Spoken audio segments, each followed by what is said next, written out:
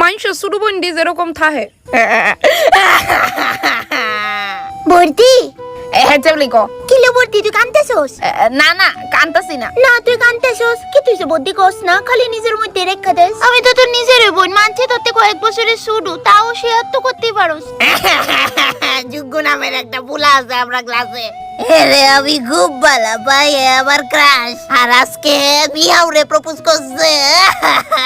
থাক কান্দিস না বর্দি, আমি মানি আমার বর্দি অলওয়েজ বেস্টই ডিজার্ভ করে। তুই ভুললে জিজ্ঞে হে একমাত্র ধরেই আমি মনের কথা কয়ে শান্তি পাই বই।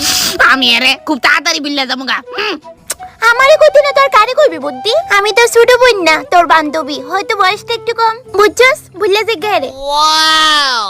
আমার ছোট বোন কেমন বদমাস, আমার রিলেশনে রাইখা প্রিয়ারে কিভাবে প্রপোজ করতে পারলো? ওমা দিদি কান্তাছস কে রে?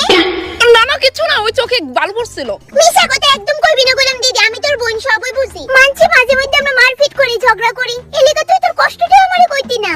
তোরে তো কোনোদিনই কোয়া সাহস পাই না বড়, কি তার কইতাম তোরে।